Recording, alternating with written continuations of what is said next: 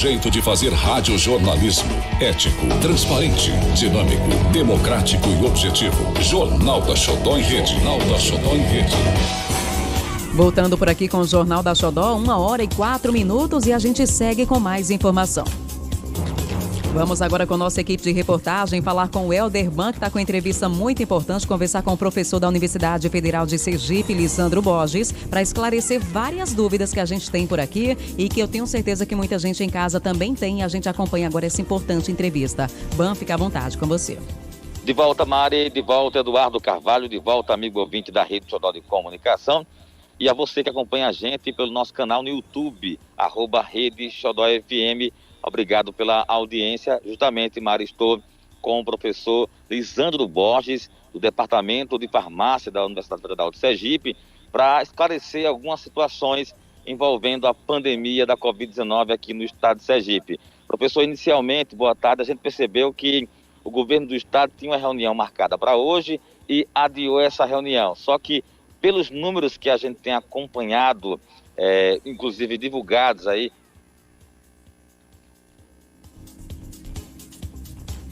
estamos com um problema com a conexão com o nosso repórter, o Helder Ban. Vamos tentar mais uma vez o contato, então. Daqui a pouquinho a gente tenta o contato mais uma vez, Eduardo Carvalho. Exatamente, vamos tirar também essa dúvida com o Lisandro Borges, falar justamente sobre o toque de recolher. Já tem alguns dias, né, Eduardo, que vem vigorando o toque de recolher aqui na capital sergipana, aqui no estado também. Terceira semana, isso. É. E aí a gente quer saber também dele se já teve algum efeito positivo, se não teve nenhum efeito positivo, ou se não tivesse também tomado essa medida, poderia estar pior ainda. Tem muitas dúvidas para a gente esclarecer, mas voltamos à conexão com o Helder Ban. Ban, fica à vontade. Verdade, Mari. Inclusive, eu estava aqui ouvindo o Lisandro, a sua indagação, a sua dúvida, e a gente aproveita para iniciar, né, sobre isso, né, Lisandro? Boa tarde. Boa tarde a Xodó FM, os ouvintes. Prazer muito grande estar falando com vocês na tarde de hoje. Então, Lisandro, a gente observou que hoje era para ter a reunião e não houve, portanto, essa reunião do governador com o CTCAI, que é o Comitê Técnico Científico, que avalia a situação da pandemia aqui no estado de Sergipe. Na sua opinião, pelos números que a gente tem em mãos, que foram divulgados pelo governo do estado de Sergipe, inclusive 95% de ocupação de leitos de UTI da rede pública, mais de 100% em leitos de UTI da rede privada, Sergipe realmente entrou no colapso? Olha, a gente fez uma projeção para o dia 4 de abril, teríamos em torno de 38 óbitos. Veja como é importante as medidas restritivas. Essa projeção foi feita há 14 dias atrás, ou seja, antes do efeito da medida restritiva. E a gente conseguiu observar a redução de 38 para uma média de 25,6 casos. Então, mostrando, sim, que a medida restritiva ela consegue segurar a contaminação, consegue segurar o aumento de óbitos. Claro que, como há uma superlotação dos leitos de UTI, é um momento de alerta, é um momento que as pessoas têm que fazer a parte delas, usando a máscara, o álcool gel e o distanciamento. Nenhum decreto no mundo, nenhuma medida no mundo vai poder convencer o indivíduo que ele tem que fazer a parte dele, que ele tem que usar a sua máscara, que ele tem que usar o álcool gel e que ele tem que manter o distanciamento. Então, todos ajudando, a gente consegue vencer. Eduardo e Mário tinham uma pergunta a fazer ao Lisandro, vocês podem ficar à vontade aí, senão eu sigo aqui, fica à vontade. Temos uma dúvida que eu tenho é o seguinte, a questão da quebra do protocolo, da patente, da quebra da patente. O senhor entende que isso é favorável? Foi uma reivindicação agora da CUT diante dessa questão das vacinas, no caso, né, Eduardo? Né? Tecnicamente, qual a sua avaliação? A quebra da patente é fundamental para o globo terrestre. O mundo inteiro precisa de vacina rápido e de um portfólio vasto de vacina. Então, não só a Coronavac, como a vacina de Oxford AstraZeneca, mas todas as outras disponíveis, para a gente poder vacinar a nossa população o mais rápido possível. Então a quebra de patentes é importante. Hoje isso é uma notícia fantástica da Fiocruz, um estudo também em parceria com mais 8 universidades, inclusive o CDC, inclusive a Universidade de Stanford nos Estados Unidos, mostrando que a Coronavac é eficaz contra a cepa P1, a cepa de Manaus. Então essa é uma notícia maravilhosa, pois o que mais assusta da cepa P1, que já está em 11 municípios sergipanos e já tem uma transmissão comunitária no estado, o que mais preocupa é que ela escapa do sistema de anticorpos. Então essa notícia que a Coronavac consegue segurar a infecção pela P1 é uma notícia que traz esperança para o brasileiro. Eduardo? Eu tenho algumas dúvidas rapidinho aqui, né? Uma delas é que nós observamos que no relatório da Secretaria de Saúde, o número de internados, ele permanece aí no patamar de 800, 825, 800, né? Ele estacionou pela nossa avaliação, né? Por quê? O que é que gerou esse estacionamento? Perfeito. Veja que na medida restritiva, que é uma redução da circulação de horário, nós temos um reflexo positivo nas outras doenças. Então, por exemplo, doença, melhor dizendo, os traumas, que eu estou me referindo aos traumas. Então, menos acidente de moto, menos acidente automobilístico, menos acidente por arma de fogo e arma branca. Então isso acaba repercutindo num desafogamento dos hospitais, porque não existe só Covid, tem as outras doenças também que continuam existindo. Com a medida restritiva e a redução da circulação, tanto segura o vírus, como segura a internação por outras causas. Então essa a explicação de por que nós mantemos a estabilidade. Só que veja, é uma corda bamba. Qualquer afrouxamento nas medidas gera um aumento de casos. No caso, Eduardo, aproveitar aqui o afrouxamento das medidas, não houve, portanto, um afrouxamento quando o governador ele liberou os cultos durante o fim de semana e unificou o toque de recolher, por exemplo, de 8 horas de segunda a quinta e a partir de 8 horas, de fato, né, na verdade, de 18 horas da sexta-feira às 5 horas da manhã do dia seguinte. Isso não foi um afrouxamento? Isso pode ter algum resultado negativo? Na verdade, é uma recomendação que eu entendo da Câmara dos Deputados, que votou uma lei que academias e igrejas no nosso estado são atividades essenciais. Então, contra a lei não se discute. Acredito que foi diante dessa recomendação. A gente tem que compreender que lugares confinados, com ar-condicionado, onde as pessoas estão próximas, acima de menos de 2 metros uma das outras, é um ambiente propício para a disseminação do vírus. Se o ambiente é arejado, se o ambiente há um distanciamento, a chance de contaminação é pequena. Então, os órgãos, estabelecimentos, quaisquer que sejam, têm que adaptar suas atividades para esse novo normal. Atividades ao ar livre, com distanciamento, uso da máscara e o álcool gel. Com o aumento aí dos números de casos e mortes, na verdade, a estabilidade do número de mortes, mas uma estabilidade alta. Só que o problema, a gente observou que os dados apresentados pelo governo do estado, estamos com praticamente 100% de ocupação em leitos de UTI da rede pública e acima de 100% em leitos da rede privada. A gente observa que, se continuar nesse patamar, pode haver falta de leitos, como o governo do estado já mostrou que tem 52 pessoas que estão na fila de um leito de UTI. Uma medida mais dura seria essencial, por exemplo, muita gente prega um lockdown. O lockdown seria realmente essencial no estado de Sergipe? Olha, como eu estava falando anteriormente aqui ao repórter, antes da gente iniciar a entrevista, o mais importante disso tudo é que tudo deve haver um planejamento e uma coordenação para não prejudicar a vida das pessoas. Lockdown sem um auxílio emergencial vindo do governo federal é muito complicado, porque nós temos uma população de autônomos e essa pessoa, se ela não trabalha, ela não coloca o pão de cada dia na sua mesa. Então eu acho que é importante a medida restritiva, o mais restritiva possível, para impedir a circulação do vírus, mas é uma somatória de ações.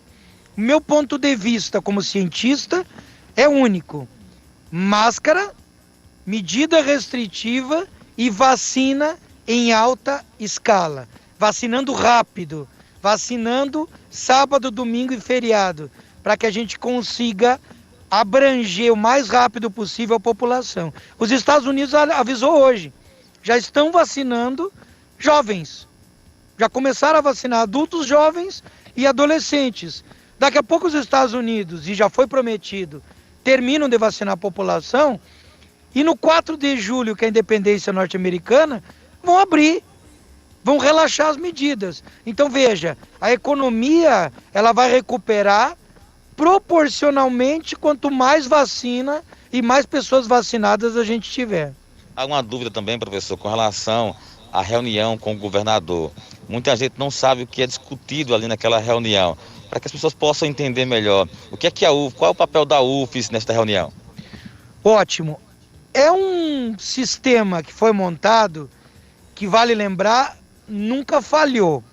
Nós nunca tivemos caminhões, containers frigoríficos para armazenar corpos, nunca tivemos pessoas que não tiveram leito de UTI e nunca tivemos uma sobrecarga do sistema de saúde até agora, devido às medidas que foram tomadas se antevendo à crise, se antevendo ao problema. Então o governo do estado fez o tema de casa, ampliou leitos de UTI, capacitou a sua equipe e estruturou o sistema de saúde para que a gente possa absorver esse impacto. Distribuiu testes, aumentou e motivou a testagem em massa. Nós já fizemos só, em parceria com o governo do estado, com o Ministério Público do Trabalho Federal e Estadual, 40 mil testes. E estamos fazendo, agora vamos fazer mais 17 municípios, PCR e teste rápido, incentivado pelo governo. Então o governo ele quer transparência e quer incentivar a testagem, porque ele sabe que a ciência é comandada pela testagem em massa, a vacina e a máscara.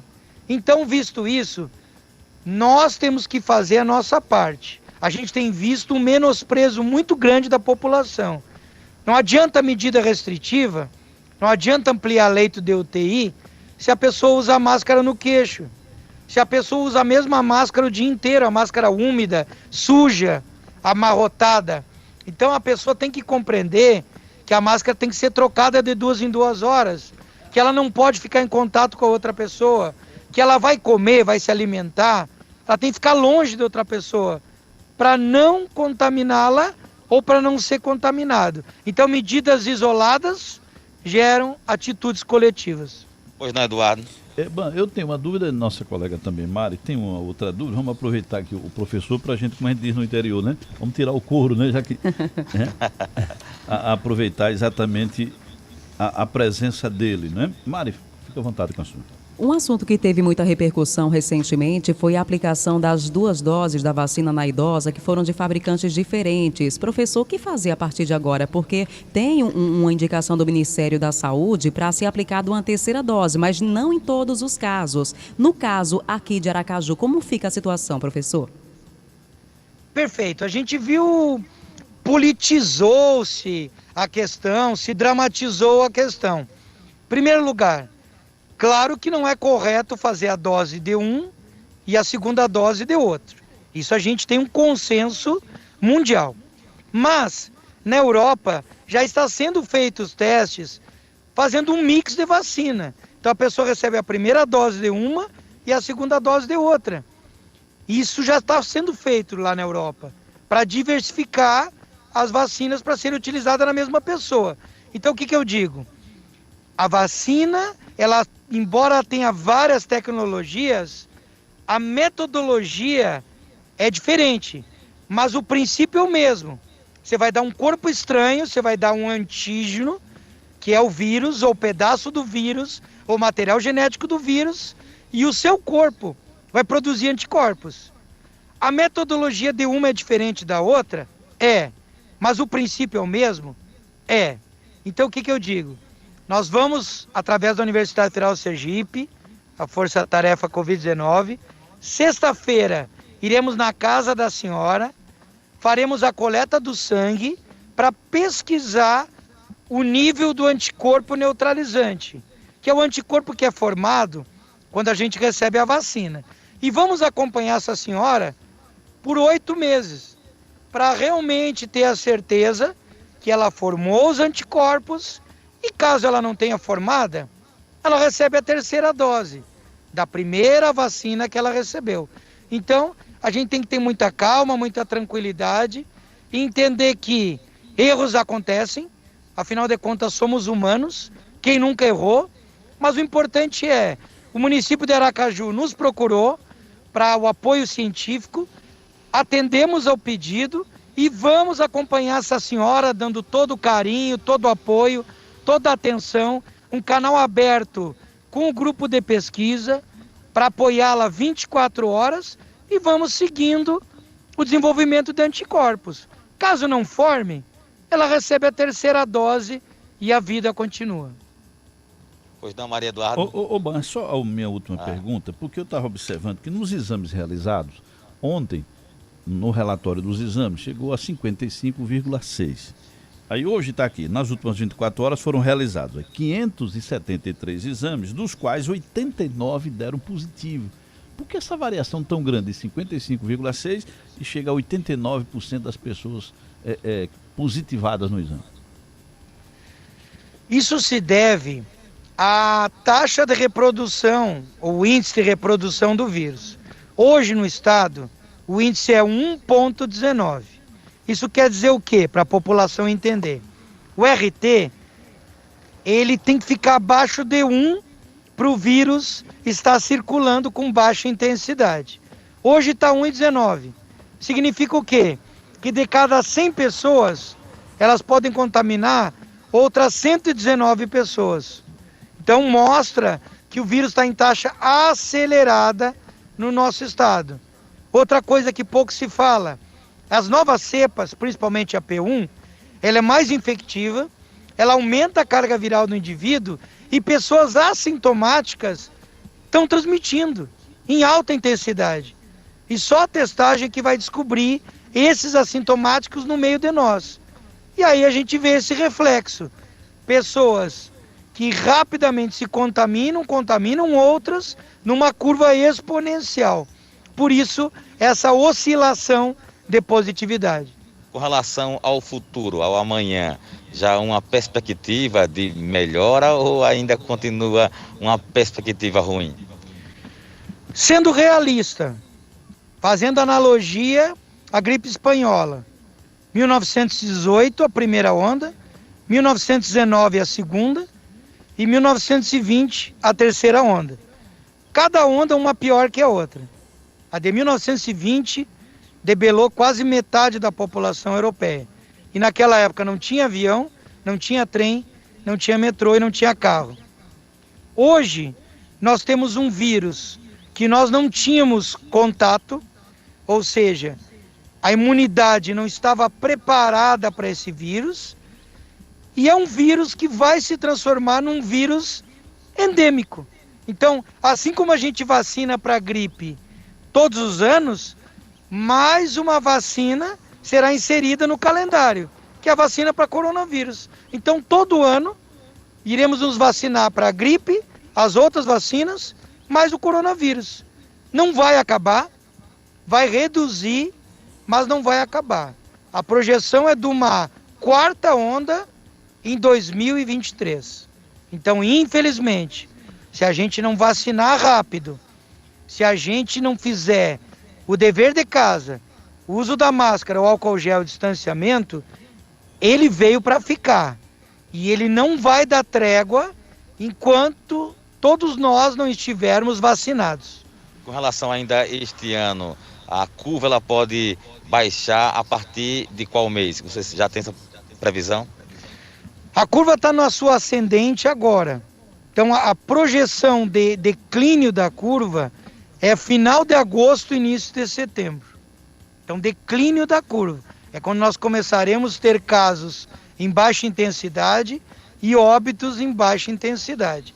Se a gente acelerar a vacinação, a gente puxa esse declínio para antes, para julho.